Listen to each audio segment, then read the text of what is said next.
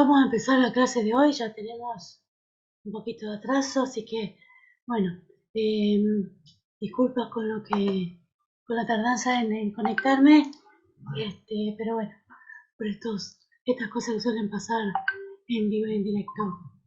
Em,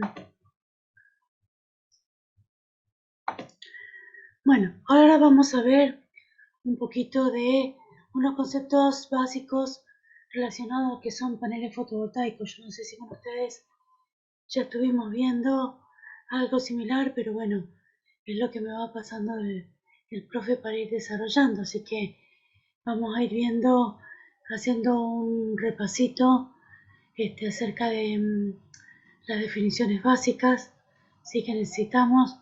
Creo que en algún momento ya estuvimos viendo algo similar, así que bueno. Bueno, habíamos visto acerca de las los distintos elementos que vamos a ir haciendo formar parte de nuestra instalación, ¿sí? Entre ellos, bueno, los paneles solares, eh, inversores, las cajas donde vamos a hacer todas las instalaciones con todos los protectores y los interruptores. Los medidores de potencia o algún dispositivo que nos permita realizar, ¿no es cierto?, cuál va a ser la medición entre lo que vamos generando y lo que vamos consumiendo. Si tenemos alguna conexión extra, nosotros en este caso, bueno, muestra la conexión a una red de distribución local, y obviamente las cargas de consumo, que son las cargas, todos los elementos que estamos o que disponemos en nuestros hogares o en los hogares de los clientes, que van a estar conectados al sistema de generación o al sistema eléctrico en general de las viviendas.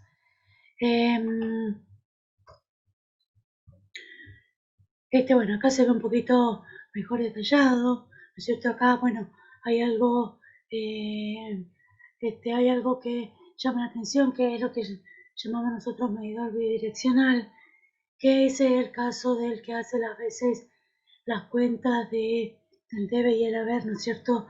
Cuando estamos conectados con un sistema on-grid, ¿sí? Cuando tenemos la red de distribución como sistema principal o alternativo, depende cómo lo podamos ver respecto a nuestra instalación fotovoltaica, ¿sí? Este medidor es el que hace las veces de la suma de lo que inyecto a la red y de lo que tomo del suministro de red. Ahora vamos a ver, lo vamos a ir viendo con detenimiento. Acá un poquito más se puede ver con detenimiento cómo vamos a disponer este tipo de un diagrama unifilar, ¿no? Unifilar se llama cuando yo indico solamente una línea de conexión entre cada uno de los dispositivos. Acá la casa va a estar, digamos, va a ser las veces de carga, ¿sí? Donde va a estar resumido todo el consumo que nosotros tenemos, todos los electrodomésticos, iluminación y todos los elementos eléctricos a los cuales vamos a brindar la energía eléctrica. En este caso, fíjense que tiene dos entradas, ¿no? Uno que es de nuestra propia generación, a partir de todo lo que es instalación solar. La otra instalación, o llamemos la instalación, que es el cablecito que baja de la red de distribución. Así que vamos a tener por un lado todo lo que es generación. Fíjese que aquí se distingue bien con dos colores, lo que es corriente alterna en rojo, ¿sí? La red de distribución en general de nuestras ciudades, trae lo que es la corriente, perdón, la energía, sí, en corriente alterna, sí, que es la corriente que maneja la mayoría de los electrodomésticos para poder funcionar, ¿sí? En este caso vamos a ver que en general los paneles fotovoltaicos generan en corriente continua, por eso es que necesitamos sistemista, inversor que hace a las veces de controlador de carga y demás, y me invierte la corriente continua que se genera en los paneles a corriente alterna, que es la que voy a suministrar a mi carga. ¿Sí? Aquí tenemos el medidor de energía, el medidor bidireccional, que es el que veíamos en la filmina anterior, ¿sí? Este que está acá, ¿sí? Que es el que va a medir las veces que yo hago cuando genero acá de más y no consumo en la carga que tengo desde mi vivienda, esa energía que no vuelco, en vez de dejarla como un bucle ahí y desperdiciarla, lo que hago es inyectarla a la red. Y esa inyección va a ser medida por el medidor de energía, que va a ir acumulando, ¿no es cierto? Va a ir sumando todo lo que inyecto de la red para después restar de lo que tomo del suministro de la red de distribución. Entonces esto me va a dar al final de cada periodo, de cada día, de cada semana, de cada mes, cada bimestre, cada año, la cantidad de energía que me tiene que cobrar la red de distribución, ¿sí?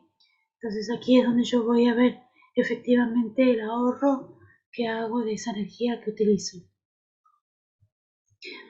En este sistema lo único que tenemos nuevo es la parte del banco de baterías. Y fíjense esta configuración como es distinta. Si acá yo hago que el panel, ¿sí? A través de un regulador de carga, cargue las baterías, ¿sí?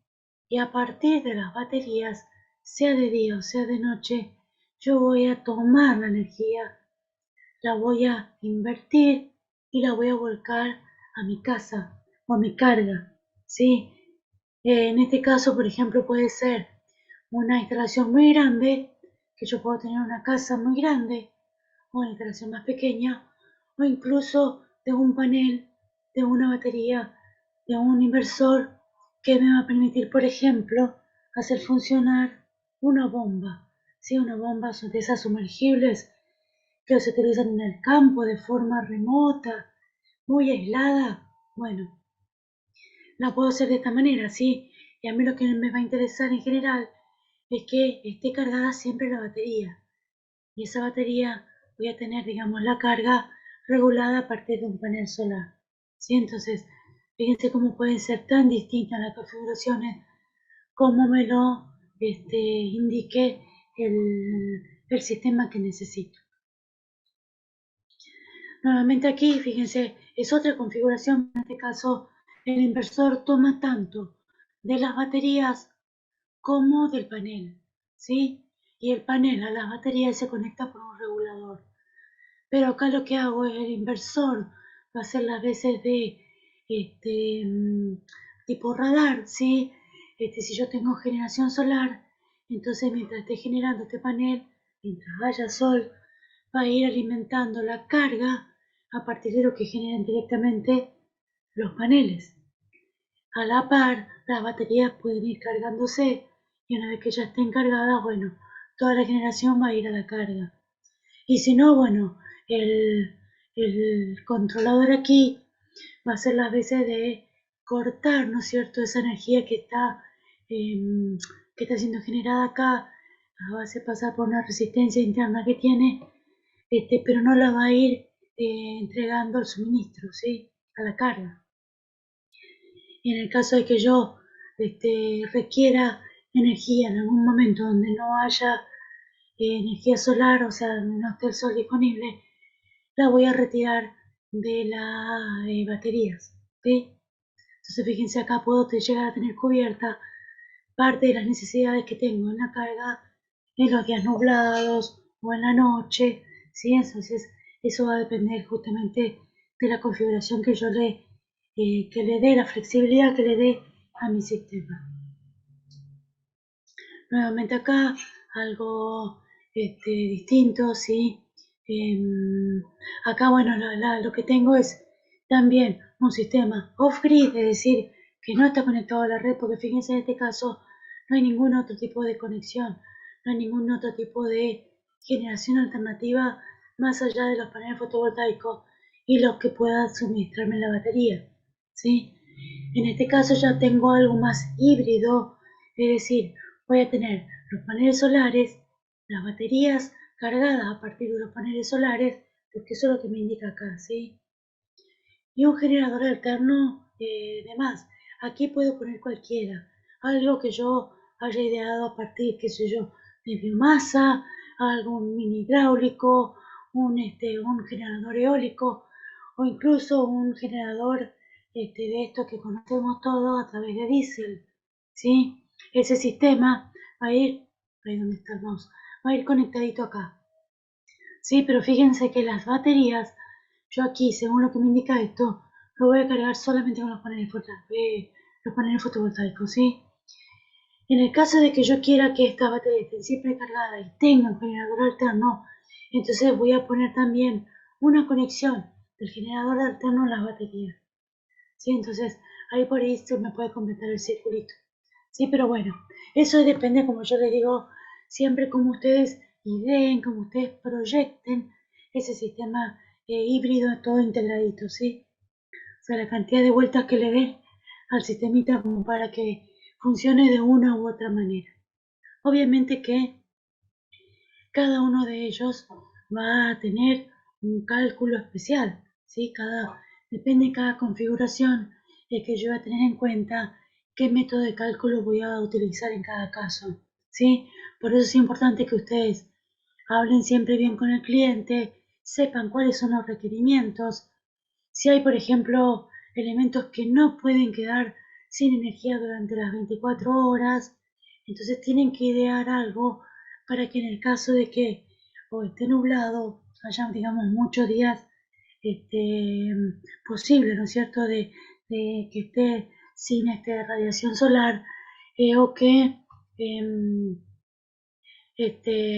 no tengan que cortarse la energía de noche, entonces es así como ustedes van a proyectar y van a diseñar ese sistema, ¿sí? Entonces esas conexiones entre todos los componentes del sistema van a tener alguna especificación eh, muy, digamos, determinada para cada uno de esos elementos, ¿sí? Entonces por eso siempre es conveniente conocer cuáles son los requerimientos de base, es decir, de la carga que voy a tener aquí, ¿sí? Para diseñar todo esto que está acá.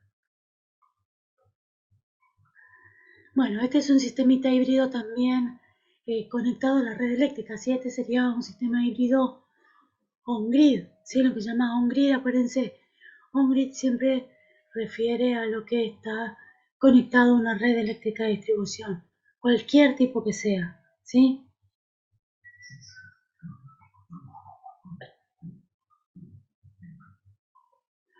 Entonces fíjense acá, tenemos por un lado todo lo que es el sistema de red eléctrica, un inversor cargador, fíjense hace la vez el inversor cargador, y va a tener disponible energía tanto de los paneles solares, que mientras estén generando, no solamente van a dirigir, o sea, el inversor cargador no solamente va a dirigir parte de la energía a la carga, sino hasta que las baterías estén cargadas. Una vez que estén cargadas, ahí sí, todo lo que genere el panel solar lo va a dirigir a la carga. Y en el caso de que no estemos generando el panel solar, ya sea para la noche o, o en el caso de días nublados, va a sacar de la batería. Y en su defecto, cuando ninguno de los dos esté disponible, va a tomar energía de la red, ¿sí? Entonces aquí, fíjense, este sistemita, siempre que estemos hablando de baterías, recuerden que siempre va a ser un sistema con un costo un poco más elevado, una inversión mayor. Las baterías más económicas están alrededor de 600.000 pesos ahora con los cambios y todo. Encima, bueno, tenemos que ver, en general siempre nos dejamos precio dólar, como no tenemos dólar solar, ¿sí? A nadie se le ocurrió poner un dólar solar. Tenemos que estar viendo qué tipo de dólar incluso utilizamos para hacer esto, ¿sí? Así que alrededor de 600.000 pesos está una batería, así que eso tienen que tener en cuenta. Entonces, cada vez que hablamos de sistemas con baterías, se encarece mucho, por eso que en general lo que se utiliza es panel solar para que en el caso de que haya radiación, que es, digamos, podemos hablar hasta el 80% de los días en el año, depende de la zona, ¿no? Porque, por ejemplo, sé que en su provincia, incluso donde están ustedes, hay muy pocos días nublados, ¿sí? Hay muy poca lluvia, entonces muy pocos días nublados. Bueno, ahora con este cambio climático, no sé cómo funcionará todo, pero bueno, esa era la información que teníamos hasta hace un tiempito. Pero bueno, siempre en general cuando vamos a ver información de ese tipo, para tener en cuenta el recurso, siempre también tenemos que recurrir a cuántos días nublados en promedio, históricamente, datos históricos, ¿no? Cuántos días nublados en general tenemos seguidos, ¿sí? Acá, por ejemplo, se estima que si queremos calcular un sistema con batería, les digo en mi provincia, ¿no? Tenemos que estar hablando de por lo menos un promedio de 4 días para considerarlo como para el cálculo, ¿sí? Perdón, este, calcular el banco de baterías para 4 días. Cosa que bueno, que es un poco mucho, ¿sí? Porque me va a dar un banco de batería hasta de 20 baterías, he hecho el cálculo y es una fortuna, ¿sí? Pero bueno, en fin. Por eso en general se establece que solamente disponer la radiación solar cuando esté disponible y alimentarse si no de lo que es la red eléctrica, sin contar con las baterías. Nuevamente un sistema híbrido, fíjense, tenemos todo lo que es este equipo de regulación y de inversión de los paneles solares. Lo mismo si nosotros ponemos cualquier otro dispositivo para generar energía, cada uno también tiene que disponer de un regulador o un controlador de carga, ¿sí? ¿Por qué?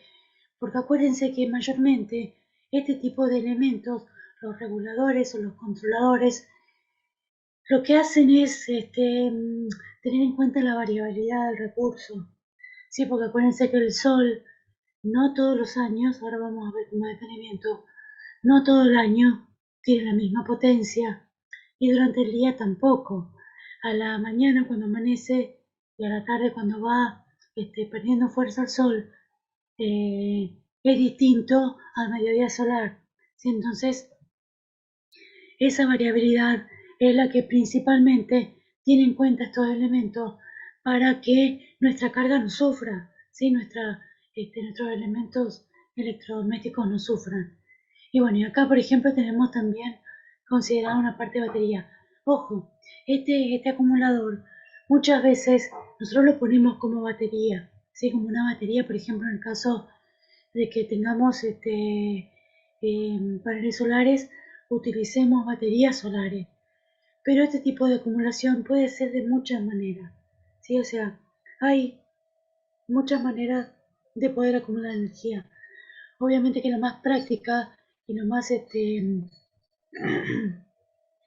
conveniente muchas veces es usar las baterías, ¿sí? Pero hay muchísimas formas de acumular energía. Esto lo hablo principalmente para las instalaciones más grandes, ¿sí? Las instalaciones que están hechas principalmente para generar energía. Nuevamente aquí, fíjense, esto es para una mini red, ¿sí? Una mini red, qué sé yo, un poblado chiquito, un barrio, ¿sí? Que tiene una grilla, una mini grilla de consumo, ¿sí? Que sean aproximadamente equilibrados y similares. Entonces yo voy a disponer todo un sistema de... Ay, gracias. Todo un sistema de generación, ¿sí? Con varias fuentes disponibles, incluso algún tipo de acumulación, ¿sí? Vamos a ver si tenemos algún tiempito más adelante y podemos ver algún sistema de acumulación distinto a las baterías, pero ya vamos a considerar también. Sepan que esta clase se me hizo quedar un poquito larga, pero en el caso de que no terminemos, vamos a continuar la semana que viene, así que no se preocupen. Bueno, vamos a hablar. Sí, está bien. Entonces, fíjense, para redondear, acá tengo todo un sistema de generación integrado. Obviamente, todo esto depende de cuántos recursos yo tenga, ¿no es cierto?, alrededor de este poblado, alrededor de este barrio. Si yo, por ejemplo, dispongo de alguna biomasa residual o algún posible generador a partir de biomasa, paneles solares en una instalación un poco más grande. Eh, Acá, bueno, es hidráulico, puede ser eólico, ¿sí? Y paneles, por ejemplo, en cada uno de los techos. O sea, yo voy a hacer una ensalada, ¿sí? Una ensalada de generación para poder eh, generar la energía que voy a suministrar a esta mini red. Bueno, ahora hablando más específicamente de los paneles fotovoltaicos.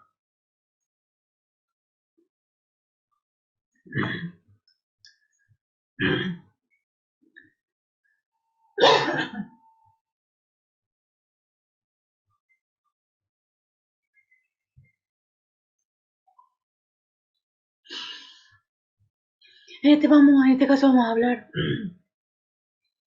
de estos elementos que habíamos visto anteriormente, sí, estos inversores que fíjense, como indica acá, lo que me va a permitir principalmente, por eso justamente es inversor, me va a invertir la, eh, el tipo de energía que me genera el panel, que todos los paneles fotovoltaicos generan en corriente continua, ¿sí?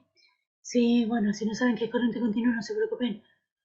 Creo que ya habrán visto algún concepto asociado a esto, si no, lo vamos a desarrollar un poquito más adelante. Me convierte lo que es corriente continua en corriente alterna. Acuérdense que la corriente alterna es lo que utilizamos en general en todos nuestros sistemitas eh, de los electrodomésticos que nosotros usamos. ¿Sí? Utilizan para Argentina 220 volts en corriente alterna. ¿Sí? Lo que tiene la corriente alterna es que es una forma de conducir la energía un poco más económica, ¿sí? Entonces, todos los elementos que nosotros utilizamos en general están hechos para adaptarse a este tipo de corriente. Entonces, estos inversores pueden ser tan grandes o tan complejos que me permitan a mí conectarlos a muchos niveles de potencia, ¿sí? Y esto es una de las formas de selección de estos inversores para cualquier tipo de instalación, va a tener ese dato de entrada, ¿sí? ¿Qué potencia genera mi sistema de paneles fotovoltaicos para poder elegirlo, ¿sí? Pero siempre va a convertirme toda la corriente que ingresa, cualquiera sea el monto que ingresa, si la cantidad que ingresa, en una determinada cantidad de corriente continua. Y en general la salida siempre, cuando estamos hablando de Argentina, va a ser a 220 volts y a la cantidad de corriente que me permita la energía generada por esos paneles fotovoltaicos. Entonces yo tengo 4 paneles, aquí voy a tener disponible, depende de cómo los conecte en serie o en paralelo, aquí voy a tener disponible una serie de datos. Si yo pongo más paneles acá, seguramente este inversor va a tener que ser más grande. Va a tener que adaptarse, ¿sí?, a esos niveles de entrada, digamos, que me genera mi sistema de paneles fotovoltaicos. Entonces vamos a tener en el mercado existen aquellos inversores que me pueden absorber todo, ¿sí?, lo que me generan 4 paneles, 10 paneles, 20 paneles, ¿sí?, como yo los quiera conectar acá de este lado. Entonces yo puedo colocar un inversor único que me absorba toda la energía de esos paneles, ¿sí? Con la misma característica, pero en forma más pequeñita, puedo llegar a tener estos microinversores que van a estar conectados a cada uno de los paneles. Entonces me va a devolver corriente alterna, ¿sí? En este caso en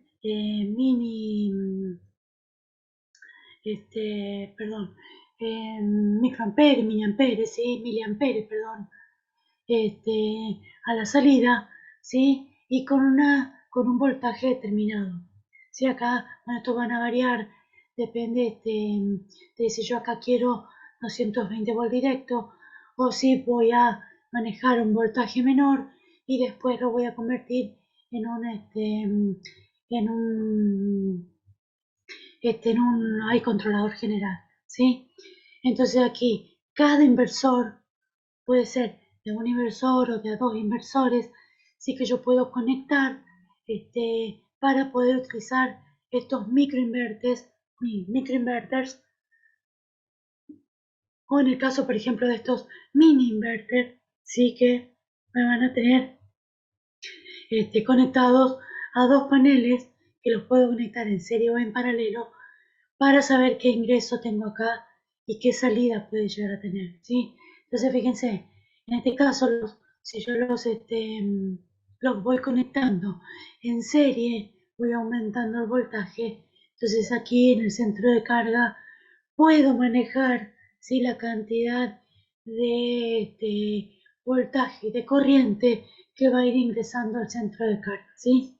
Entonces, puedo ir monitoreando. Esta es una marca específica, ¿sí? De mini inversores que permite ir conectando de a dos paneles y que además tiene la capacidad de que cada uno de ellos puede estar enviando información online, ¿sí? De que yo la puedo ver si me conecto que yo con cualquier tipo de lector, con el software adecuado, puedo ir monitoreando, ¿sí? La cantidad de corriente la cantidad de potencia, ¿sí? Que voy generando en todo ese sistema a lo largo del día, a lo largo de la semana, a lo largo del mes, a lo largo del año, ¿sí? El periodo que se me ocurra. Entonces así, yo por ejemplo esto fíjense, así como está, es directamente una, em, un sistema que está conectado, sí, sí, es con medio bidireccional a una carga que seguramente tiene acceso a la red, sí, y acceso a un sistema de generación fotovoltaica. Acá también, fíjense, yo tengo acá dos strings, se denomina así, string es cadena, ¿sí? Dos cadenas de paneles fotovoltaicos conectados todos esto sería en paralelo, ¿sí? Conectados todos en paralelo, van a venir a una caja de combinación, eso me va a indicar, o sea, yo acá recién voy a poder hacer la conexión total de todo el sistema y de ahí recién voy a tener cuáles son los parámetros, tanto de corriente como de voltaje, que voy a ir derivando a un inversor para que me convierta el total general, ¿sí? De corriente continua en corriente alterna. Edu, los microinversores, justamente por eso micro, porque aceptan corrientes chiquititas, ¿sí? Corrientes chiquititas, en general voltajes pequeños también, aunque hay microinversores que pueden darme directamente 220, pero en corrientes muy pequeñas, ¿sí? Entonces, eh, perdón, el inversor en general es eso, así lo diferenciamos.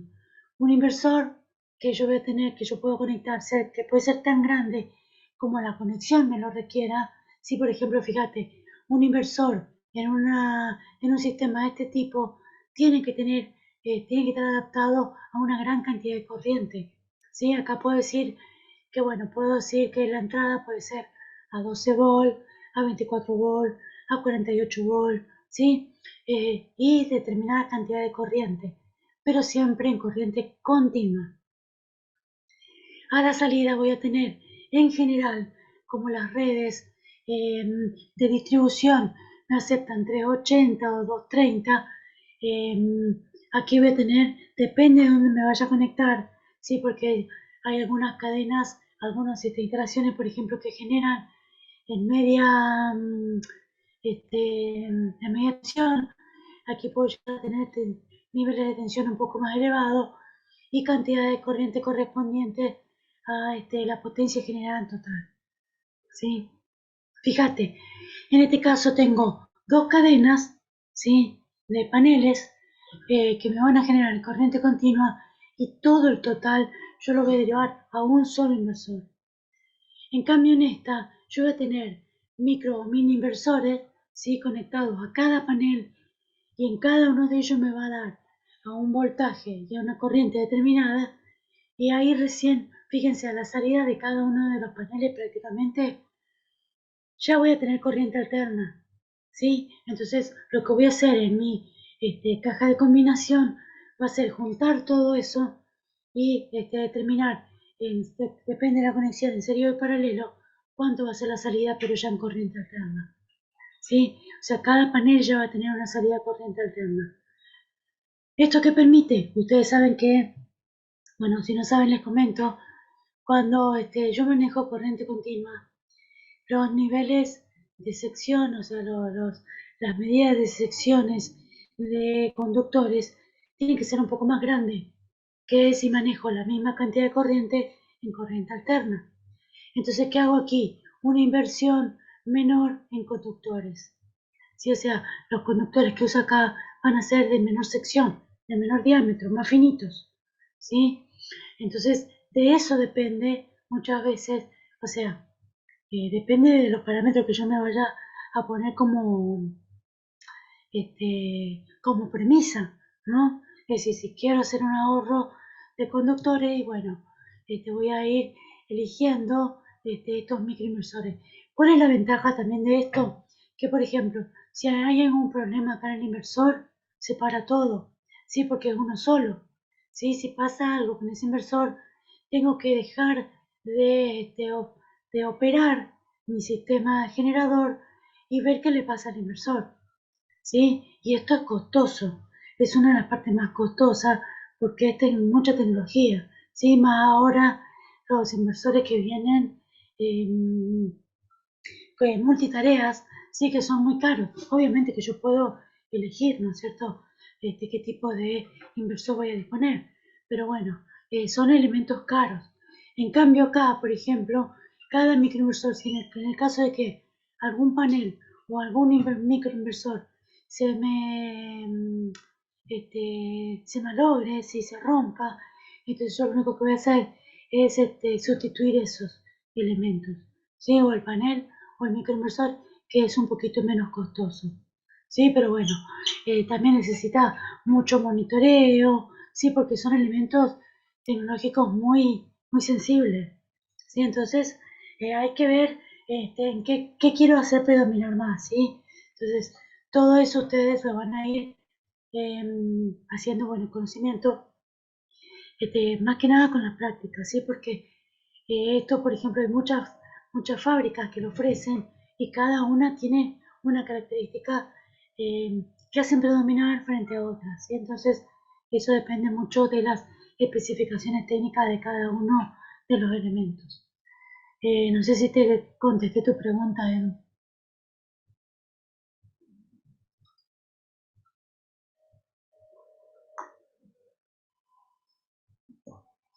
Bueno, ya igual nos vamos a tener más adelante con este elemento. Ahora vamos un poquito al recurso solar. Creo que ya, yo no me acuerdo muy bien, pero esto ya creo que es un poquito de repaso. Ya estuvimos viendo algo relacionado a esto, ¿verdad? Ya estuvimos viendo qué es irradiancia, qué es irradiación, ¿verdad? ¿Se acuerdan? Si no se acuerdan, bueno, volvemos a recordarlo. Sí, pero bueno, cuando hablamos, por ejemplo, del recurso solar, siempre lo primero que tenemos en cuenta es la irradiación. Sí, la radiación, ¿por qué? Porque es energía, es la energía que nos brinda el sol, una vez que pasa por nuestra atmósfera. Sí, es decir, en general, la irradiación solo la medimos en la superficie sobre la Tierra. ¿Sí? La irradiancia más bien es potencia instantánea. Así que en general la medimos en metros cuadrados. Y la irradiancia en general se mide a tope de atmósfera. ¿Sí? Es lo que llamamos, pucha, no me acuerdo el nombre, pero es un valor específico que, digamos, asociamos a la potencia que nos da el Sol en todo el espacio, ¿sí? Lo que nos interesa a nosotros mayormente es la radiación, o mayormente como la llamamos, radiación solar, mal llamada radiación solar, ¿no? Así que es el tema de la irradiación solar, que es lo que nosotros medimos. La potencia, ¿sí? O sea, es la irradiancia discriminada en un determinado periodo de tiempo, que puede ser una hora, puede ser un día, puede ser un año, sí, que es el total de energía disponible que tenemos nosotros y que nos sirve justamente para calcular después cuánto de esa energía que tenemos disponible del Sol la vamos a aprovechar en cada punto geográfico del mundo. Sí, porque acuérdense que estos valores siempre cambian, depende del lugar geográfico donde estemos ubicados. ¿Por qué? Porque esa es la característica que tiene la energía solar sobre nuestro planeta debido a la posición relativa de nuestro planeta respecto del Sol. ¿Sí?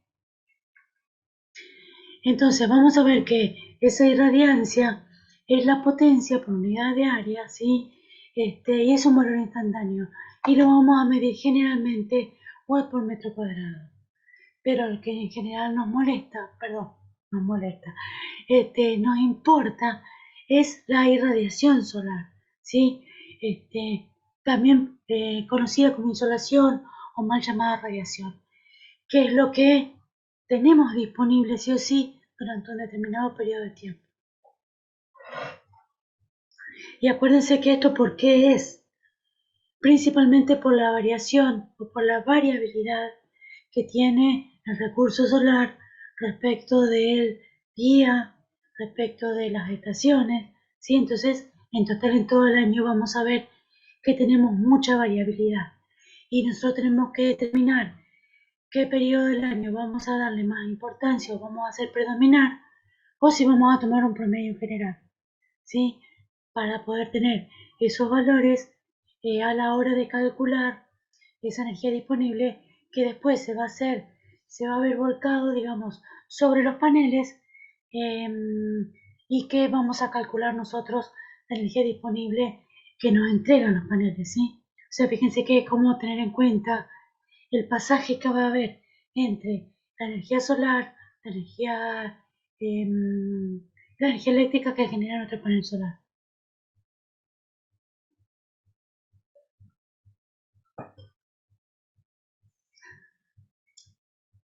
Bueno, un poquito más de radiación solar. Bueno, esto es cómo funciona un poquito el Sol.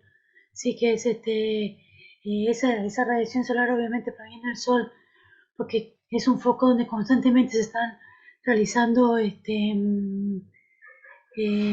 reacciones, ¿sí? Reacciones exotérmicas, se denomina así porque libera gran cantidad de calor y energía y que, bueno, alcanzan para ser distribuidas a través de toda nuestra galaxia, ¿sí? Nuestra galaxia, la Vía Láctea, que puede llegar con más o con menos potencia a los planetas que están más lejos, ¿sí? Nosotros tenemos, bueno, de hecho, la vida en la Tierra fue posible porque de acuerdo a la cantidad de energía que recibía el planeta, a la atmósfera que tenía conformada, es donde eh, se dieron las condiciones óptimas para que se generara la vida, ¿sí? En todos sus aspectos.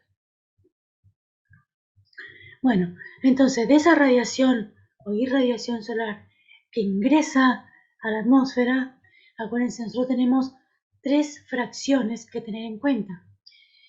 La radiación directa, que es la radiación directa de cualquier rayo que ingresa a la atmósfera y que directamente impacta tanto en la superficie terrestre como en cualquier otro elemento que nosotros requiramos, que en este caso, por ejemplo, en el panel solar, para que se produzca esa transformación que nosotros lo hacemos a propósito, ¿sí? Entonces tenemos una fracción de reacción directa, una fracción reflejada que se llama albedo, que depende de qué tipo de superficie la, la absorba, ¿sí? o impacte, digamos, esa radiación solar. Una parte se absorbe, la otra parte es reflejada. Depende, esa fracción de reflexión depende de qué tipo de superficie. ¿Sí? El albedo justamente hace referencia a eso, ¿sí? A qué fracción es reflejado depende de los tipos de superficie, que puede ser suelo pelado, hormigón, pavimento, gramilla, ¿sí? Cada uno de esos tiene un albedo distinto. Entonces parte de esa energía que impacta sobre ellos, parte es absorbida y una parte es reflejada. Ese reflejo también forma parte de la radiación solar que hay disponible en el lugar donde nosotros estemos tratando de localizar nuestra instalación solar. Y después la radiación difusa, que justamente con con este mismo razonamiento de reflexión, ¿sí? En cada una de las partículas que está diseminada en nuestra atmósfera, ya sea polvo, ya sea agua, ¿sí? Entonces, cada una de esas partículas tiene una forma de refracción y de reflexión. Obviamente también parte absorbe, ¿no es cierto? De esa energía solar que incide sobre ella, entonces devuelve a la atmósfera y en todas direcciones parte de esa energía solar que impacta sobre ella.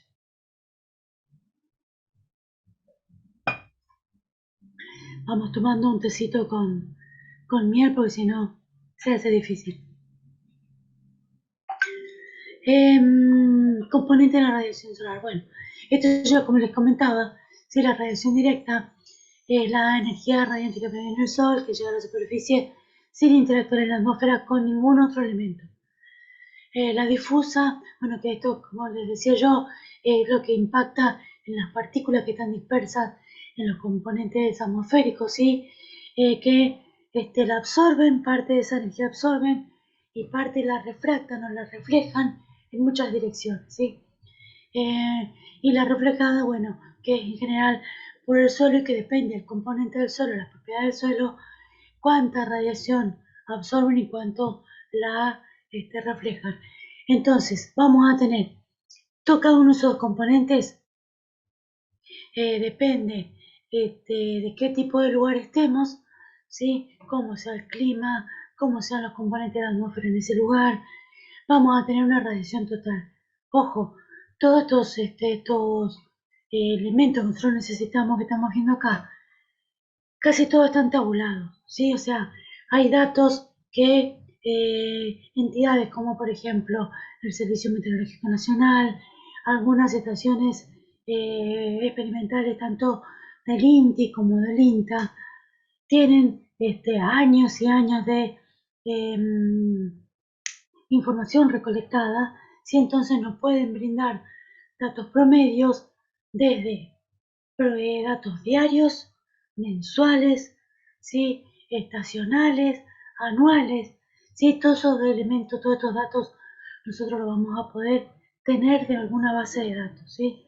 Depende de qué base de datos consultemos, bueno, van a ser los datos que tengamos, ¿sí? Así que esa radiación total que suma estas tres fracciones, la radiación directa, difusa y reflejada, va a ser la suma total que vamos a tener en cuenta a la hora del cálculo.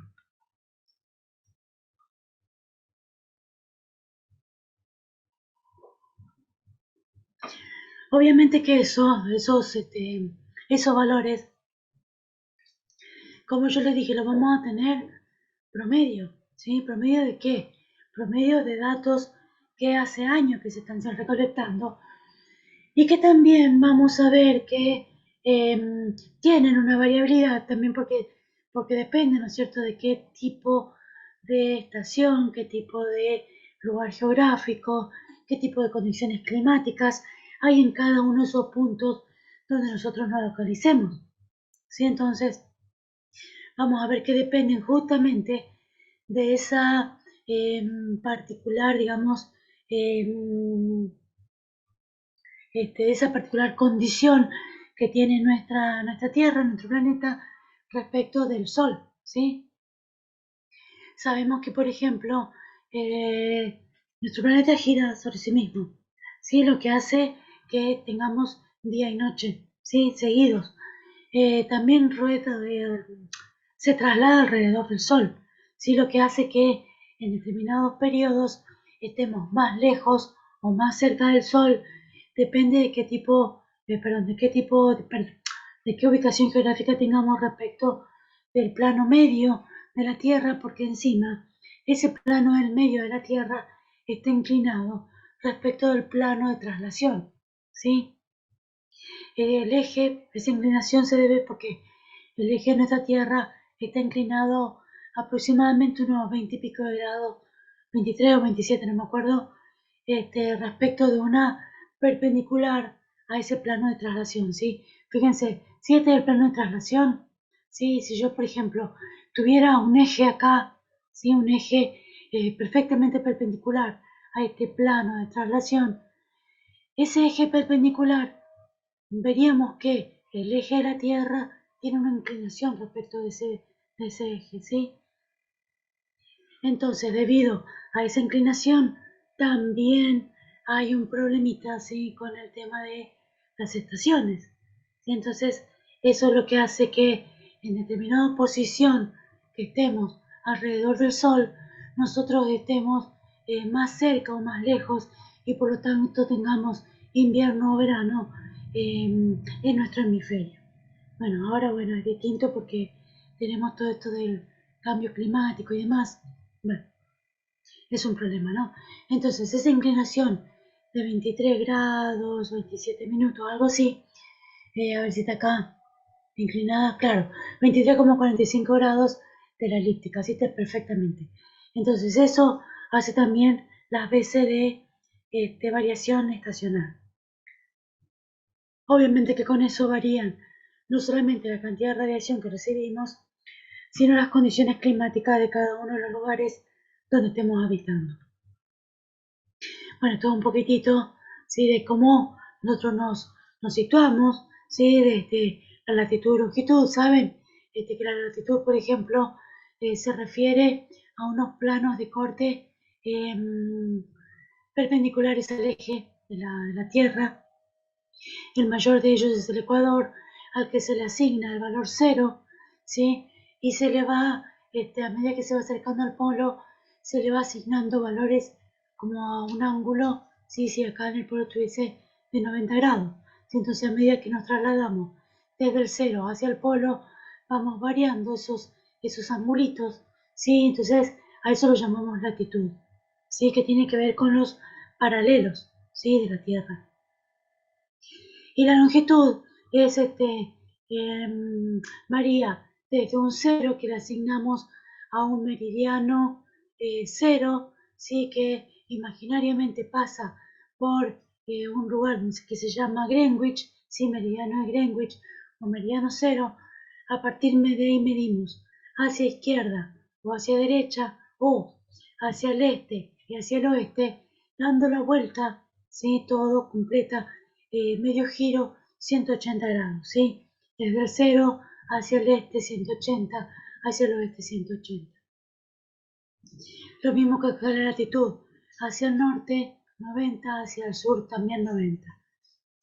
¿Cómo hacemos para distinguir cada uno de esos planos? En general, hacia la latitud norte le damos valores positivos, ¿sí? O indicamos que hacia el norte. Hacia la latitud sur decimos que son negativos, como indica acá, ¿sí? Lo mismo que acá, la longitud hacia el este le asignamos valores positivos, hacia el oeste valores negativos, ¿sí? O indicamos este o este, ¿sí? Entonces así podemos posicionar cualquier lugar geográfico, ya sea sobre el agua o sobre la tierra, con un par de números que me indican primero la latitud, después la longitud. Entonces yo puedo determinar a qué lugar geográfico me estoy refiriendo. Bueno, y justamente eso, depende de qué latitud, ¿sí? Sobre todo, acuérdense que la latitud es la que me va a indicar la variabilidad. Justamente del 0 a 23 grados 40,45, ¿sí? 23,45 grados hacia el norte y hacia el sur es donde voy a tener ubicados los trópicos, ¿sí? Entonces, eso van a ser las veces de tope, ¿sí? Me va a indicar eh, cómo voy a ir recibiendo la luz solar. Eh, ¿Se acuerdan que a medida que nosotros, por ejemplo, vamos variando nuestro movimiento alrededor del Sol, ¿sí? Por ejemplo, en estos dos puntos, tanto en el equinoccio de marzo y de septiembre, en estos únicos dos puntos, el Sol cae perpendicular en el ecuador, ¿sí? En este caso, cae perpendicular en el trópico de Capricornio y en el trópico de Cáncer, ¿sí? Entonces, a medida que van variando la posición, entonces la radiación solar cae perpendicular en el ecuador, aquí va variando un poquito hacia el norte, ¿sí? Hasta que acá llega al trópico de Cáncer. Después de ahí nuevamente va bajando, acercándose hacia el ecuador hasta este punto. Y nuevamente aquí va a ir variando a medida que se va acercando hasta los puntos más alejados, va a ir variando su posición vertical sobre la superficie terrestre hasta el trópico de Capricornio. Y después de ahí nuevamente se va a ir acercando al ecuador. Sí, entonces, fíjense, esa variabilidad también se va a ir viendo de esta forma. Sí, fíjense que acá cada uno corresponde a una latitud distinta, ¿sí? En la misma época del año, cómo cae en el Ecuador, cómo cae en -20, ¿sí? Acá 20, que va a ser más o menos similar, ¿sí? Fíjense, los valores van a ser más o menos similares. A medida que yo voy variando la posición de la Tierra alrededor del Sol.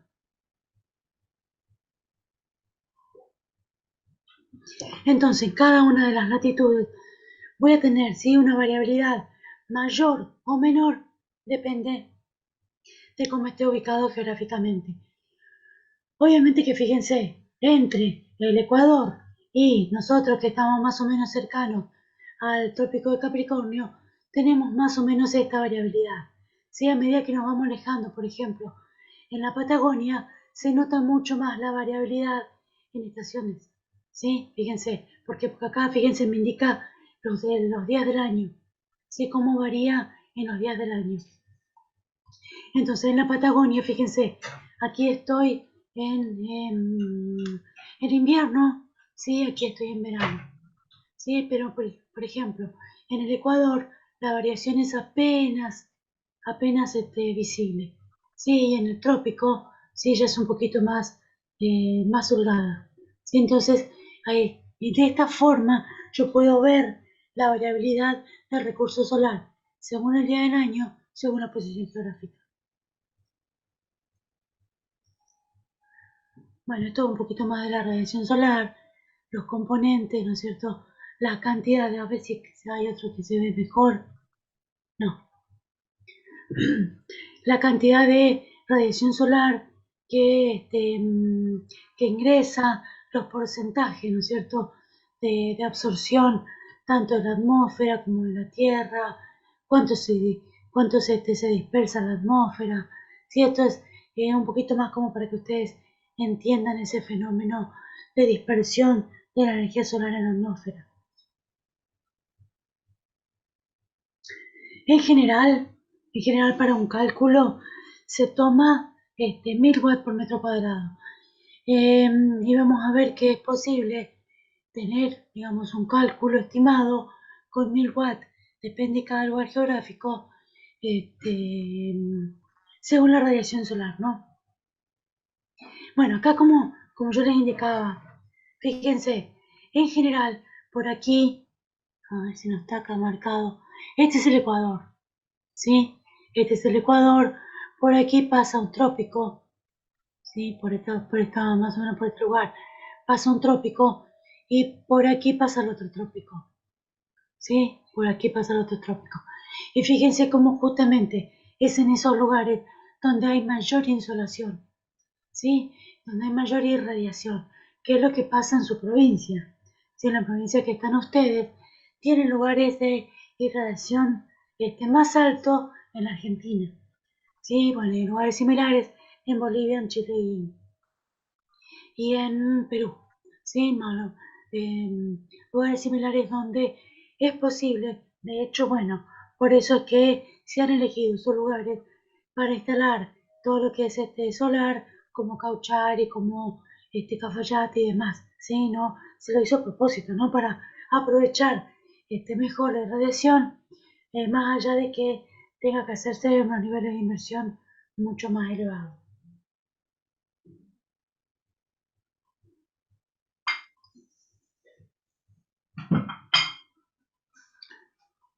Ahí estamos. Bueno, entonces fíjense, se dice que, por ejemplo, una pequeña parte, ¿sí? de la, bueno, se consideraba acá en el desierto de Sahara, ¿no?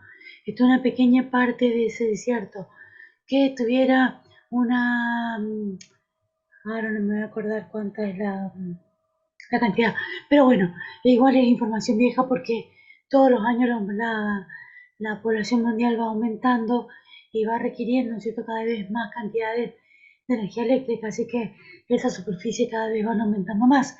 Pero la irradiación disponible en esta parte de África era suficiente para cubrir los requerimientos anuales incluso de energía que necesitábamos en la Tierra.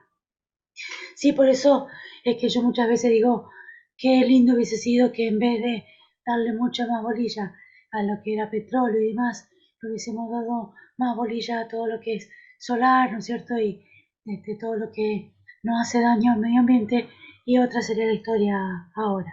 ¿Sí? No estaríamos apelando rápidamente a estos recursos este, después de que hicimos arder millones y millones de litros de petróleo, llegando a la situación en la que estamos. Pero bueno, la historia fue así que así ahora tenemos que intentar revertir o minimizar esto. Bueno, entonces este mapita está bueno porque para que ustedes entiendan principalmente la situación en la que están ustedes. Sí, ojo que nosotros estamos por aquí, ¿sí? Por aquí en Salpeña Chaco, en el Chaco sobre todo, y no tenemos malos niveles de radiación solar, ¿sí? Así que también tenemos mucha disponibilidad solar, así que estamos intentando que la gente entienda y que pueda invertir en sus equipos de generación para poder aportar un poco más de alivio a toda la que es la situación energética mundial y del país. Acá tenemos un mapita de radiación global horizontal. Ojalá ustedes pudieran verlo, pero es muy chiquitito, pero bueno, se puede ver la parte del oeste de Jujuy, justamente da en la parte donde son terrenos más altos, con mayores problemas para accesibilidad, ¿sí? Entonces, por ahí las redes de distribución, porque no solamente tengo que tener en cuenta que que tenemos disponible un lugar para generar energía, sino toda una disposición de elementos necesarios para conducir toda esa energía a los lugares donde vivimos, ¿sí? Para poder usarla. Entonces, muchas veces la disposición de redes de transmisión o de distribución de energía también son necesarias, ¿sí? Entonces hay que hacer un estudio más profundo, hacer llegar todo el cablerío hasta ahí, y bueno, muchas veces es eso lo que hace muchas más caras las inversiones, ¿sí? Muchas más elevadas las inversiones. Esto es irradiación no directa. Bueno, a partir de uno de los mapitas, ¿sí? de radiación global o de radiación directa, más o menos podemos llegar a tener una idea de cuánta energía disponible tenemos en cada uno de esos lugares, ¿no? Bueno, esa información, ¿cómo la obtenemos? Hay muchísimas herramientas. A mí particularmente me gusta usar la de la NASA. Si la NASA tiene a disposición de cualquier parte del mundo información acerca del recurso solar. Y no solamente el recurso solar, sino lo que necesitamos muchas veces, porque ya vamos a ver más adelante que influye mucho, como les decía, por ejemplo, la cantidad de días nublados, las temperaturas medias anuales, cantidad de lluvias, posibilidad de tormentas con granizos, toda esa información la podemos llegar a tener de estos lugares.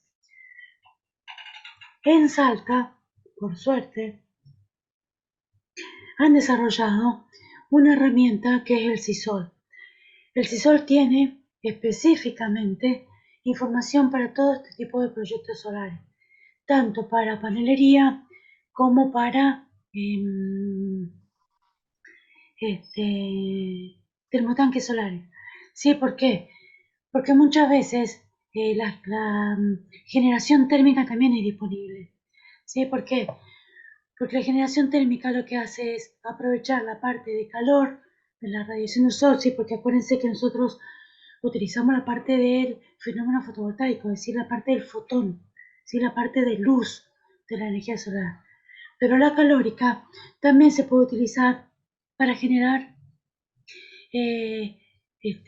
unos sistemas que permitan elevar la temperatura de un fluido, que puede ser aceite, que puede ser agua, agua con algún elemento tipo solución, que puede ser aire también, ¿sí? En sistemas pasivos de calefacción, por ejemplo, puede ser aire, calentar aire para calefaccionar, o en algún fluido para que permita turbinar, ¿no es cierto? O sea, yo puedo hacer calentar agua para que alcance la evaporación y con esa evaporación pasarla por una turbina y generar energía eléctrica, ¿sí? Hay muchos sistemas de este tipo. De hecho, pasando la cordillera, más o menos un poquito, a ver, a esta altura, ¿sí? A esta altura de Salta, tenemos una planta de generación solar térmica muy grande en Chile, que tiene justamente esta tecnología, ¿sí? A través de espejos que siguen el movimiento del sol, reflejan toda esa potencia solar a un solo punto, una torre, donde se hace pasar un fluido, ese fluido gana energía, gana calor, calienta agua, la evapora y ese vapor de agua se utiliza para hacer funcionar una turbina que convierte energía eléctrica. ¿Sí? Fíjense cuántas conversiones hay de la energía en un solo punto para obtener al final energía eléctrica. ¿Sí? Entonces, estas herramientas también permiten tener en cuenta todos esos elementos para poder tener en un solo sitio toda la información que necesita un diseñador, ¿sí? De este tipo de recursos.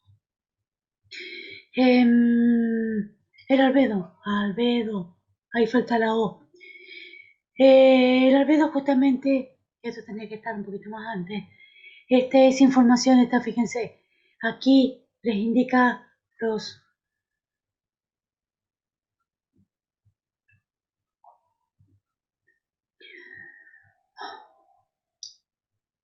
valores de cuánta energía refracta cada una, o refleja, devuelve a la atmósfera cada una de las superficies donde impacta la radiación solar directa, ¿sí?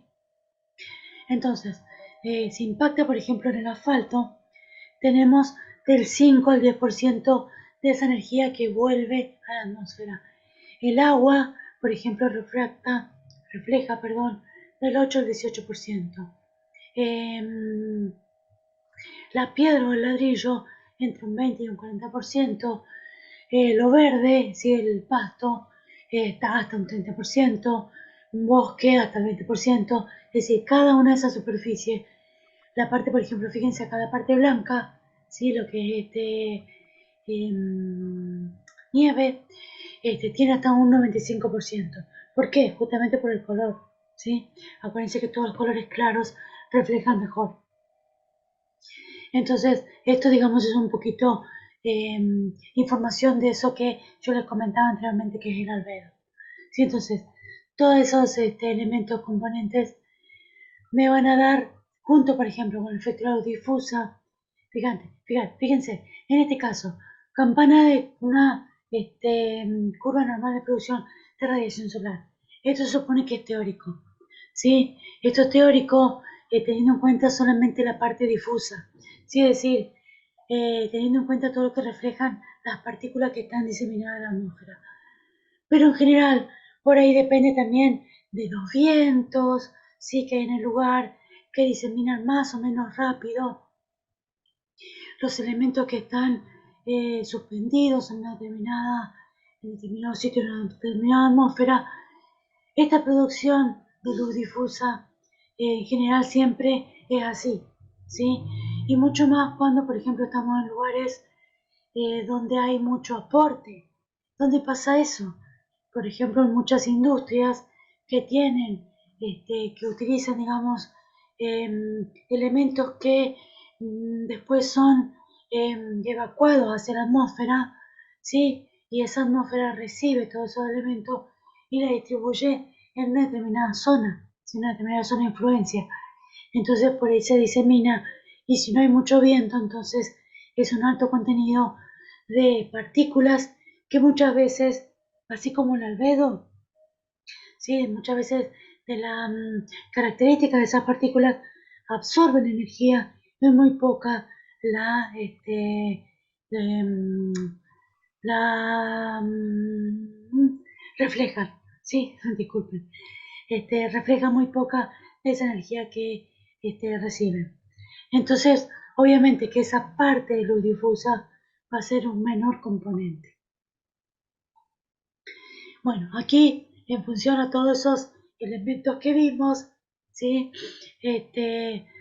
Esto, digamos, es un planito, una pista, perdón, en función a toda esta información que vimos, ¿sí? Anteriormente, este es el potencial o un mapa del potencial de generación fotovoltaica. ¿Sí? Esto está específicamente hecho para fotovoltaica. ¿Sí? Fíjense como la parte donde está más a mayor altitud, ¿sí? Tiene mayor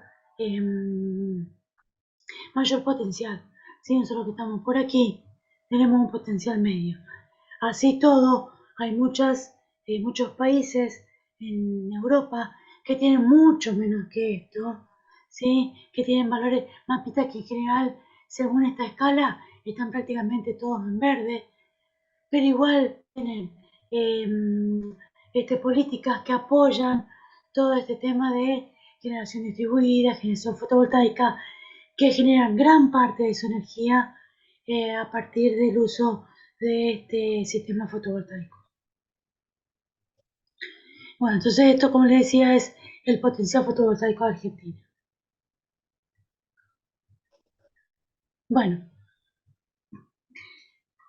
este, aquí vamos a tener, a ver, bastante.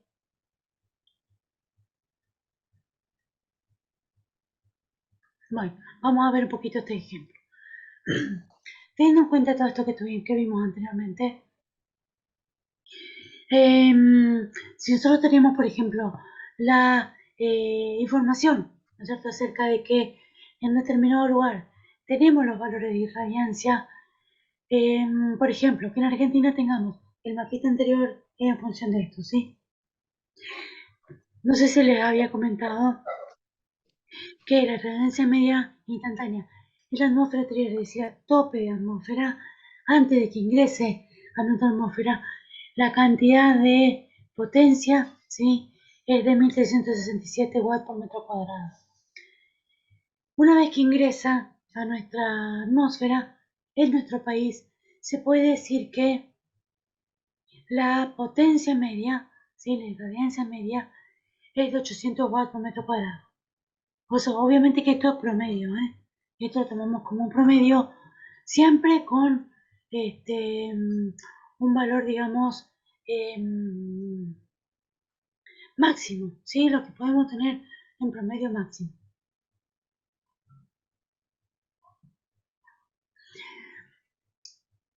Si nosotros tenemos en cuenta, por ejemplo, esa potencia media en Argentina, Si nosotros tenemos en cuenta 7 horas y media por día y los 365 días al año, tenemos disponible 2.200 kWh por metro cuadrado al año, ¿sí?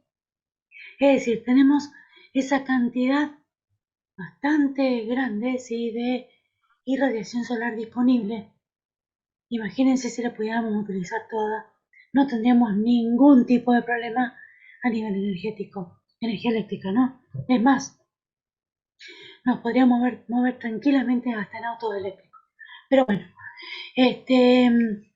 si nosotros, por ejemplo, utilizamos paneles que generen, o sea, paneles de una medida determinada, que cada uno me genera 255 watts, ¿sí?, watt pico, cuyas dimensiones, bueno, son unos 64 por un metro, vamos a tener disponible 1,62 metros cuadrados. ¿Sí? Es decir, que teniendo en cuenta 800 watts por metro cuadrado y por cada metro cuadrado de panel que tenemos, vamos a tener 1.296 watts de irradiancia sobre cada panel. ¿Sí? Es decir, de potencia instantánea disponible sobre cada panel.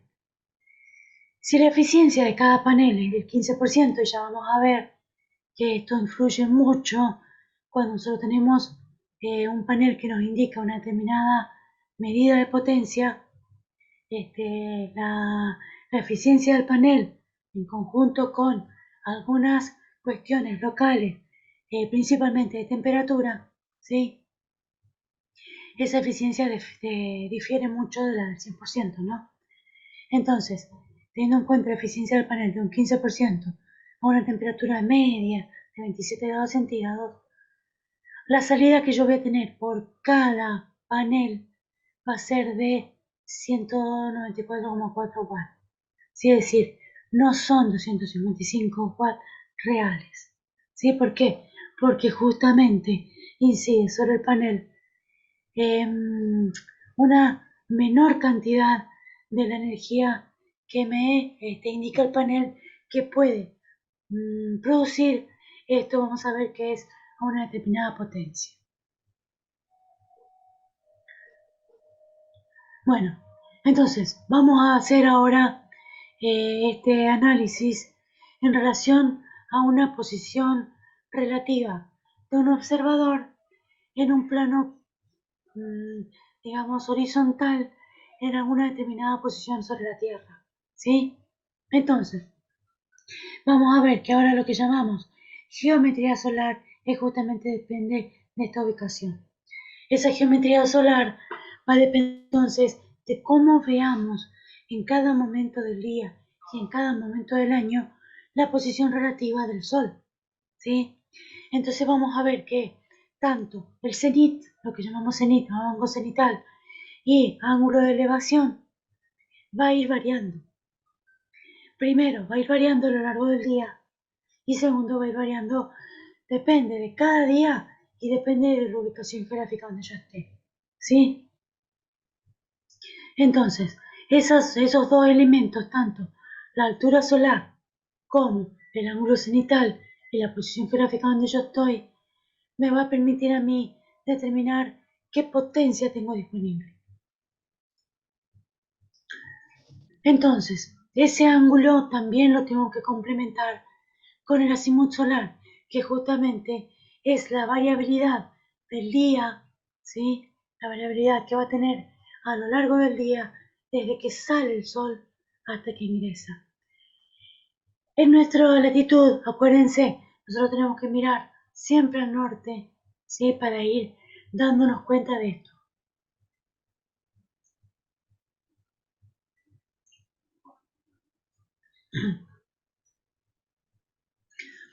Entonces, ese azimut, tanto como el cenit, son dos ángulos que vamos a tener que tener muy en cuenta a la hora de calcular tanto la potencia solar como la posición de nuestros elementos para que obtengan la mayor cantidad de energía solar posible a lo largo de un año, ¿sí? Porque en general, si esto se determina a lo largo de un año.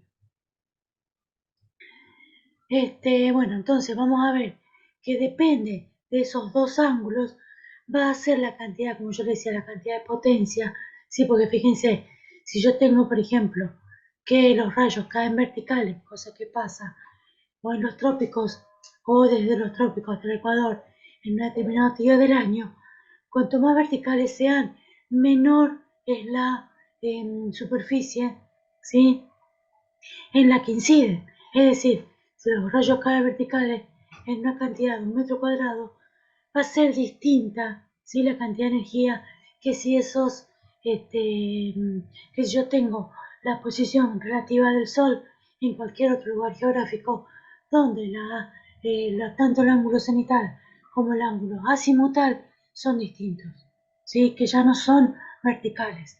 Entonces, la energía que yo recibo de 1 metro cuadrado de incidencia solar, ¿sí?, acá se va a distribuir en en una área mucho más grande, ¿sí? Entonces, ¿esto qué me indica? Que en los lugares donde yo tengo radiación solar, perdón, los rayos más verticales, voy a poder disponer mi panel solar de forma horizontal sin problema. Pero en el caso de que yo tenga variación de esos ángulos, tengo que determinar una posición inclinada de los paneles solares de forma de que reciban la mayor cantidad de radiación solar disponible. ¿Sí? ¿Entendimos eso? Es decir, eso me va a indicar, como yo les decía, tanto calcular la potencia que yo tengo en 1 metro cuadrado de posición horizontal, como la cantidad o el ángulo que tengo que disponer mi elemento, mi panel fotovoltaico, para que reciba la mayor cantidad de radiación directa, ¿sí? De forma vertical, perdón, de forma perpendicular al plano de mi panel solar. Entonces eso, bueno, acá están explicadas esas dos cositas, ¿no? Cómo tengo que tener en cuenta para el cálculo de la potencia, como la disposición del panel. Acá un poquito más, sí, de eso para que ustedes lo vean. Esto, fíjense, ¿esto qué pasa? Esto pasa más en verano, sí, que tenemos las sombras más cortas. No sé si se dieron cuenta ustedes que en verano tenemos las sombras más cortas. ¿Por qué? Porque los rayos solares son más verticales, ¿sí? En cambio, en invierno, al estar más inclinado el Sol respecto de nuestra posición relativa, ¿no? El Sol respecto de nuestra posición está más inclinado, entonces hace que nuestras sombras sean más largas, ¿sí? Esto es lo que pasa, ¿sí? Entonces, fíjense, en verano lo tenemos más sobre nuestra cabeza, ¿sí? En invierno lo tenemos más acostado al sol. Entonces, obviamente, las sombras que proyectamos son más alargadas, ¿sí? Entonces, la posición en la que nosotros pongamos nuestro panel solar va a ser la que nosotros decidamos para poder aprovechar más, o en verano, o en invierno, o un promedio, ¿sí? Tanto primavera como otoño. ¿Y eso de qué va a depender? O sea, ¿de qué depende esta inclinación? Y justamente como yo les decía, de la posición relativa que tengamos nosotros respecto al Sol y respecto de la ubicación geográfica sobre este planeta. ¿Sí? ¿Por qué? Porque esta variación puede ser mayor o menor, depende, o sea, va a ser menor a medida que yo me acerque al Ecuador, y va a ser mucho mayor la diferencia a medida que me vaya acercando a los polos. ¿Sí? En este caso, por ejemplo, nosotros tenemos una gran variabilidad porque estamos alargados, ¿sí?, así de norte a sur. Sin embargo, por ejemplo, países como Estados Unidos, si bien son anchos respecto de norte a sur, también son amplios de este a oeste, ¿sí? Entonces ellos tienen mucha menos variabilidad de este ángulo, ¿sí?, que nosotros.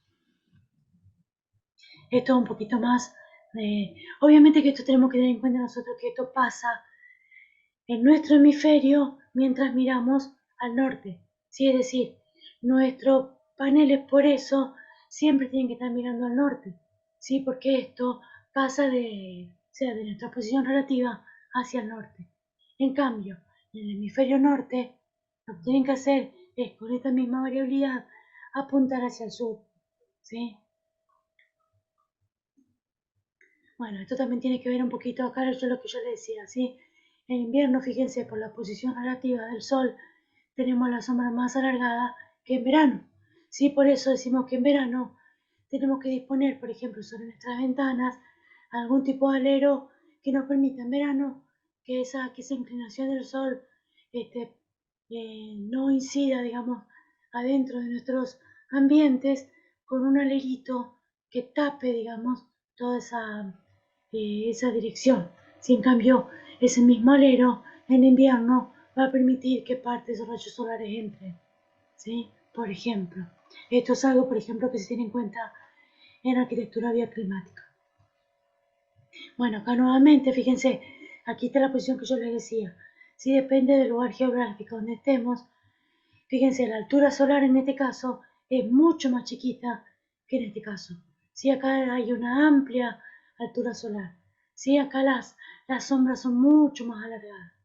En el mismo día, sí tenemos sombras más cortas acá y más largas acá.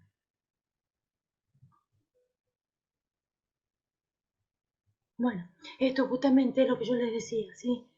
En relación a la latitud del lugar, es ese ángulo que yo voy a tomar para inclinar mi panel solar. ¿Para qué? Para poder adoptar algún tipo de régimen de generación mayor o menor en alguna época del año determinada. ¿Sí? Si yo, por ejemplo, quiero hacer predominar la generación en verano, entonces la voy a, este, lo voy a orientar a una determinada posición. Si yo quiero hacerlo en primavera o otoño, en otra posición, y en invierno, una posición más inclinada, más con mayor ángulo, ¿sí?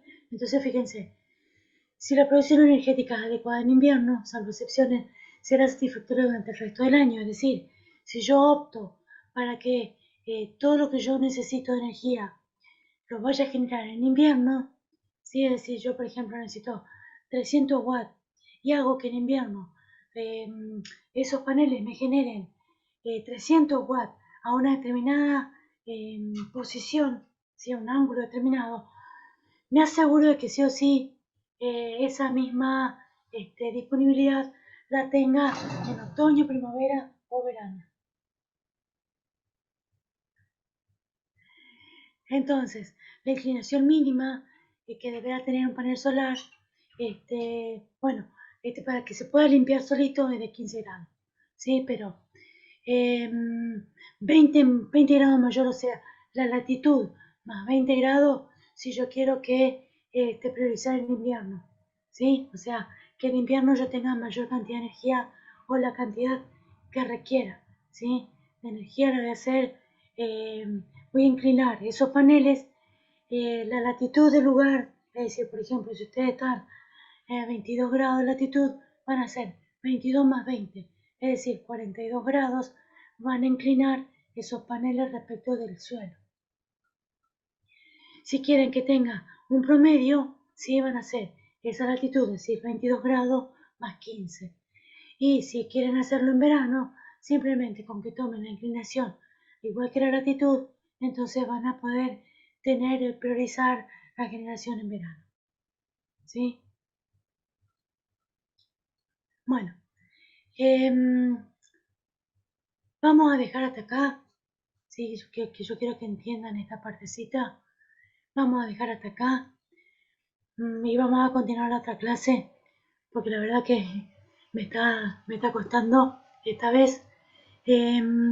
Así que si pusieron todos sus nombres aquí, van a figurar como presentes. Sí, así que si tienen alguna duda, consulta hasta aquí, las escucho, lo vamos a poder responder.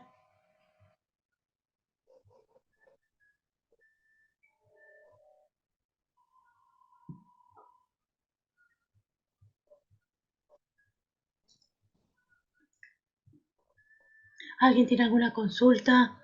¿Algo que no se entendió?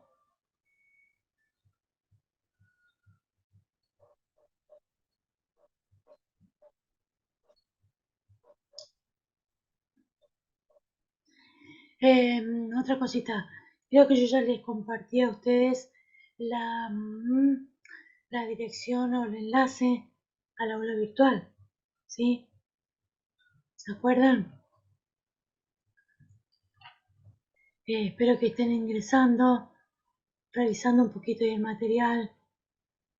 Así que bueno, si no tienen ninguna duda, ninguna consulta, vamos a ir cortando aquí.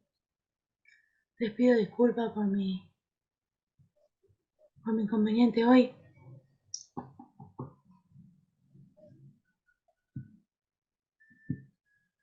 No, no tenemos consultas. ¿Quedó claro? Espero que sí, porque bueno, esto es una parte importante de poder entender por qué.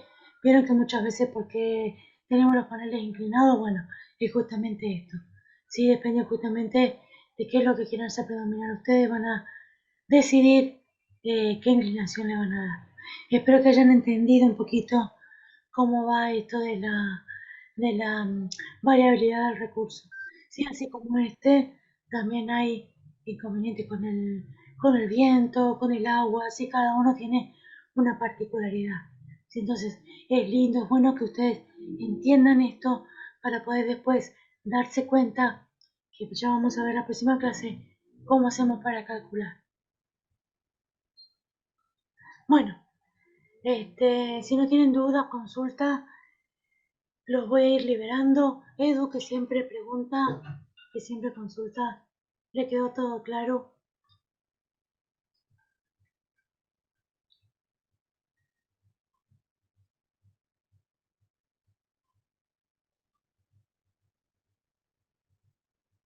Bueno, entonces, cualquier cosa, si no, yo creo que estuve en contacto con algunos que me escribieron a mi correo, les estuve mandando la información que requerían, así que bueno, si no tienen ninguna duda más ninguna duda, los voy a ir liberando.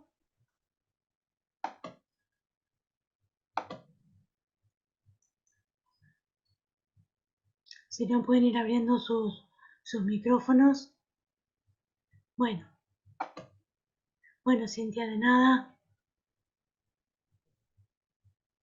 Si no, bueno, los despido, los dejo libres y estaremos viéndonos en la próxima clase, ¿les parece?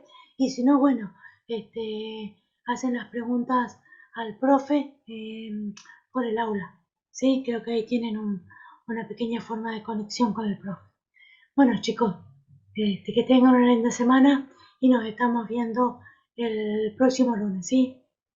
Hasta luego.